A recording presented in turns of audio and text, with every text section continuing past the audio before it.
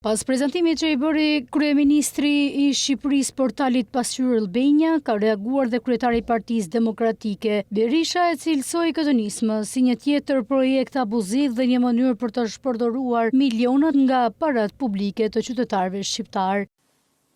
Pasqyra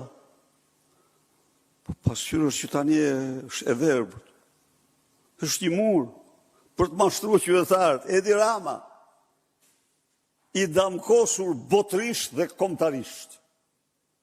Besoj e keni marrë vesh. Temperaturat e urrejtjes kombëtare në Edi Ramës janë më të larta se temperaturat e mjedisit.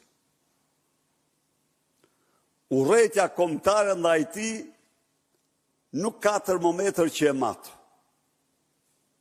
Por e tillë po bëhet urrejtja ndërkombëtare ndaj tij. Dhe ky një herë nxjerr besën, herë tjetër nxjerr ndorjen, herë tjetër nxjerr kanunin, herë tjetër nxjerr këtë dhe tani nxori pasqyrë.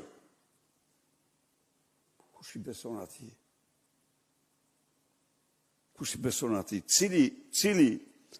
Cilin korrupsion, më thoni ju mua, cilin akt korruptiv parandaloi Djella?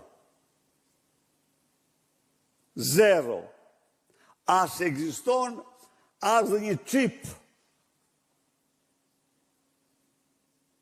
në përbërjen e saj që të mund të japë një mundësi të tillë. Zero. Ka zero urtësi artificiale Djella. Pra, pasqyra e Edi Ramës është mashtrimi i fundit i tij. Sepse, si të shifni, është i rënuar. Kreu i Partisë Demokratike Sali Berisha u ndalë dhe tek punët e Partisë Demokratike, ku shpreh se ripërtëritja në PD është një proces i thellë transformues, duke nënvizuar se partia do të ndryshojë. Berisha nënvizoi se ky ishte verdikti i Kuvendit Kombëtar. Gjithashtu, ai mbajti edhe një qëndrim kritik ndaj drejtuesve e strukturave lidhur me rrjetet sociale, duke thënë se sheh si një nga dobësitë e Partisë Demokratike dhe se kjo gjë duhet të ndryshojë.